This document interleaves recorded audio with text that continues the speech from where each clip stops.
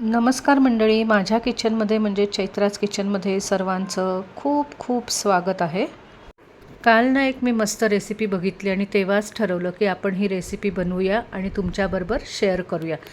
तर आज मी ही जी रेसिपी बनवलेली आहे ही प्रामुख्याने छत्तीसगडमध्ये बनवली जाते आणि या रेसिपीचं नाव आहे डुबकी कढी. चला तर मग आता ही बनवायला सुरुवात करूयात.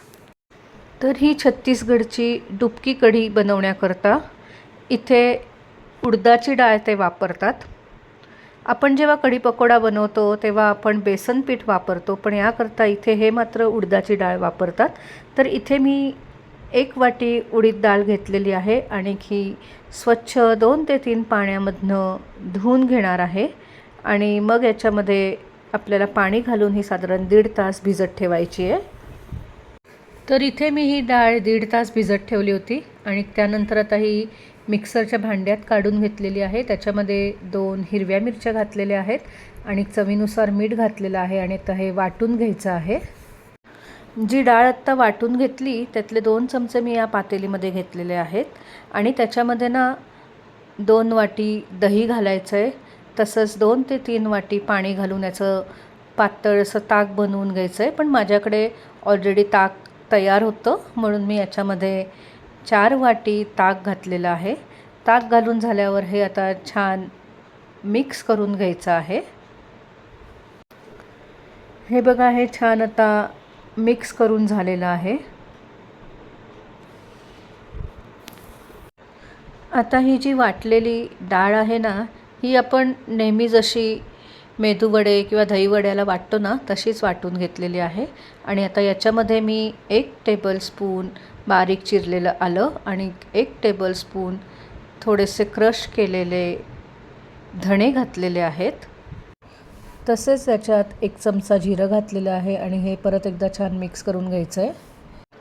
आता कढीत घालण्याकरता थोडासा कढीपत्ता, 1 चमचा बारीक चिरलेली लसूण आणि 1 आलं लागणार आहे.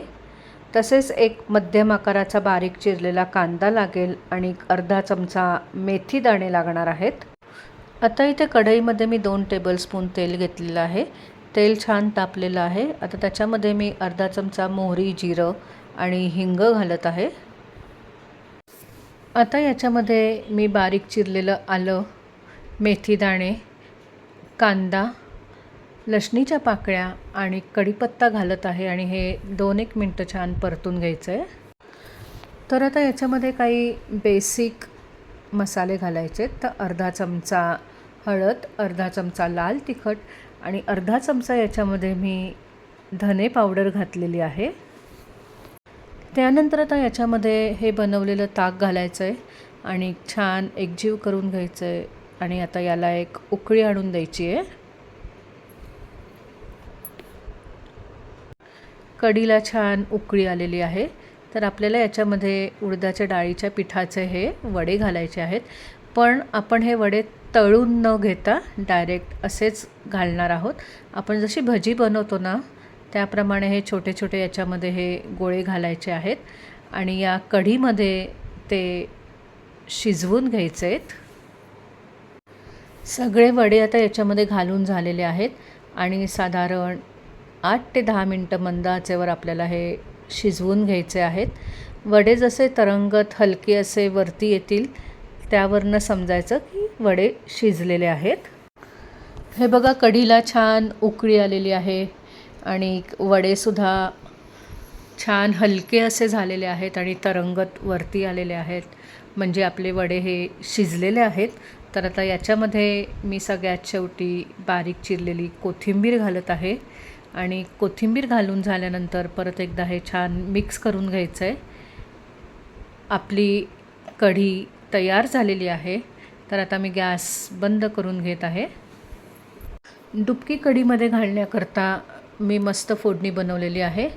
त्याकरता मी 3 चमचे तेल घेतलं. तेल तापल्यावर त्याच्यामध्ये 1 चमचा बारीक चिरलेली लसूण, 1 लाल सुकी मिरची आणि अर्धा चमचा लाल तिखट घातलेलं आहे आणि ही बनवलेली फोडणी आता या डुबकी कढीवर घालायची आहे. मस्त अशी आपली कढी तयार झालेली आहे. मस्त गरमागरम छत्तीसगडची प्रसिद्ध डुबकी कढी तयार झालेली आहे.